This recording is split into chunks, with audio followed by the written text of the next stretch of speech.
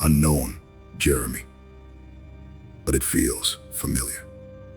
Like the anomaly I detected before the outbreak, the InvoKation code resonance. My blood ran cold. This wasn't just a research facility. It was a nexus, a point of convergence, and whatever was down on level 6 was the source of it all. I ignored BirDonNos' warning about the electromagnetic distortion. For now, level 6 could wait. I needed to understand what had happened here on the upper levels before confronting whatever lay at the bottom. I continued my descent, the corridors becoming increasingly dilapidated. The sterile white walls were now covered in a viscous, black substance, a bioorganic growth that pulsed with a faint internal light. The air was thick with spores, forcing me to slow my breathing. I found a cafeteria. What was left of one table's overturned, food rotting on plates, skeletal remains scattered amongst the debris. But it wasn't the carnage that disturbed me. It was the arrangement.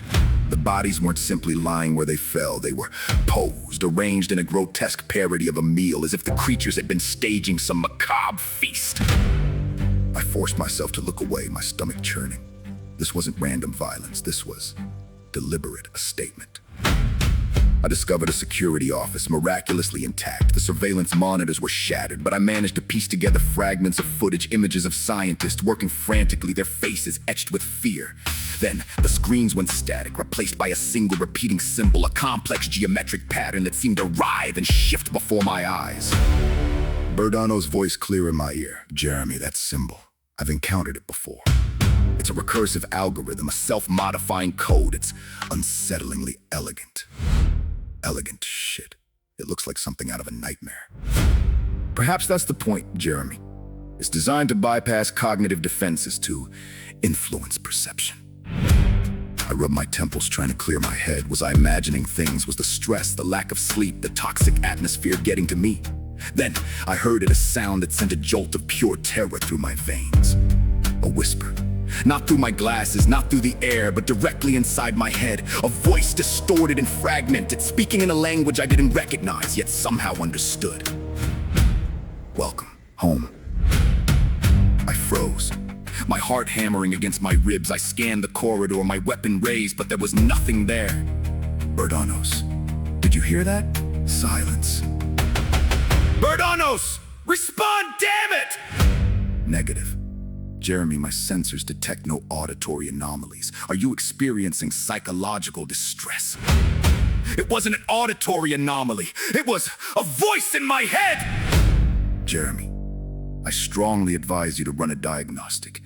It may be a directed energy weapon and you may be compromised.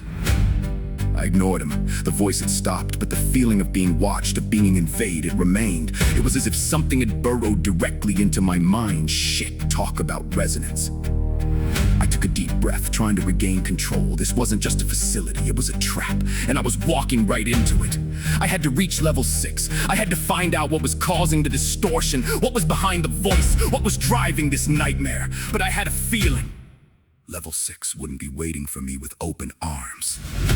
Something was actively messing with my senses, and I needed to treat it as a tactical threat, not an emerging technology. I pressed onward, bypassing a collapsed section of corridor by crawling through a ventilation shaft. The air grew warmer, more humid, and the stench of decay intensified. I activated the UV light on my glasses, revealing a network of bioluminescent fungi growing on the walls, pulsing with an eerie, otherworldly glow.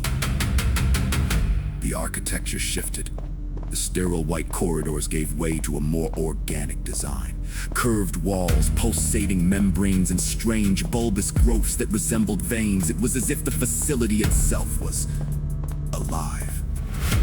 I reached a massive chamber dominated by a colossal cylindrical tank filled with a swirling, opaque liquid. The tank was connected to a complex network of pipes and cables, all humming with energy.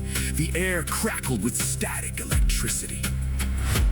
As I approached, I noticed something moving within the tank, a shape shifting and amorphous, obscured by the murky depths.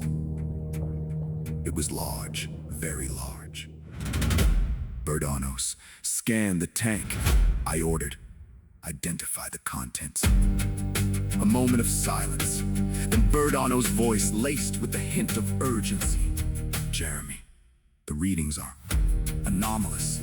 The liquid is a complex biosolution containing a high concentration of modified DNA, and there's a life form inside, a massive one.